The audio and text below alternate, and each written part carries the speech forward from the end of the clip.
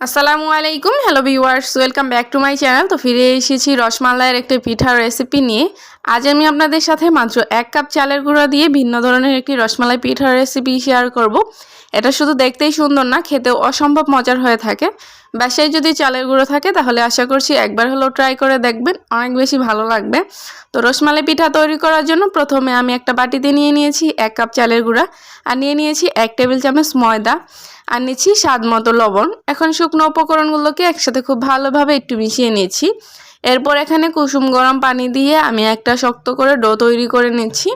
ডোটা কিন্তু নরম করা যাবে না, একটু শক্ত বা টাইট করে নিতে হবে। তো দেখুন ডোটা আমার তৈরি করা হয়ে গেছে, আর এটা কিন্তু এই পর্যায়ে অনেক বেশি শক্ত রয়েছে। আর আমি এখান থেকেই কিছুটা ডো আলাদা করলাম একটু কালার করার জন্য। এখন এর মধ্যে দিয়ে দিচ্ছি আমি অরেঞ্জ ফুড কালার। এখন কালারটার সাথে আমি এই ডোটাকে খুব ভালো করে মিশিয়ে নিচ্ছি। তো দেখুন ডোটার সাথে খুব ভালো করে মিশিয়ে নেওয়া হয়ে গেছে আর সুন্দরভাবে কালার করা হয়ে গেছে। এখন আমি এগুলো থেকে রসমালাই পিঠা তৈরি করব। তো প্রথমে আমি এখান থেকে সাদা একটু ডো নিয়ে আমি গোল একটা বলের শেপ দিয়ে নিলাম।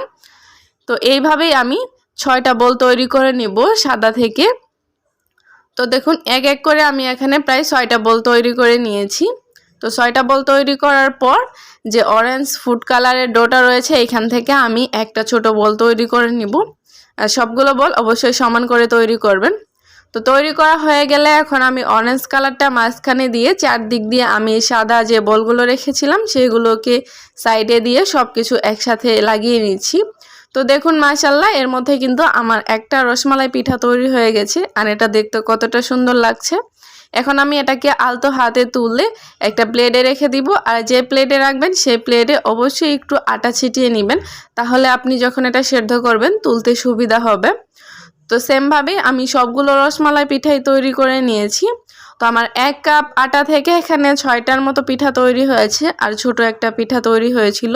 তো দেখুন মাশাআল্লাহ পিঠাগুলো দেখতে কতটা সুন্দর লাগছে। এখন আমি এগুলোকে সেদ্ধ করে নিব। এই জন্য প্যানে আমি পর্যাপ্ত পরিমাণ পানি দিয়ে পানিটাকে ফুটিয়ে নিচ্ছি।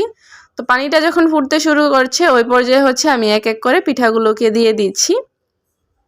তো পিঠাগুলোকে একটু নেড়ে চেড়ে দিবেন যাতে এগুলো একসাথে লেগে না যায়। তো আমি একটু নেড়ে চেড়ে দিয়ে এটাকে ঢাকনা দিয়ে ঢেকে দিচ্ছি 10 মিনিটের জন্য। 10 মিনিটের মধ্যেই কিন্তু খুব ভালোভাবে পিঠাগুলো সেদ্ধ করা হয়ে যাবে। আর আপনাদের যাদের ডায়াবেটিস রয়েছে তারা কিন্তু চাইলে এগুলো রসমালাই পিঠা তৈরি না করে এইভাবেই কিন্তু খেতে পারেন। এইভাবেও কিন্তু খেতে অনেক বেশি ভালো লাগে। তো দেখুন মাশাআল্লাহ সবগুলো সেদ্ধ করা হয়েছে। এখন চুলায় একটা প্যান বসিয়ে আমি এর মধ্যে দিয়ে দিচ্ছি 1/2 লিটার লিকুইড মিল্ক।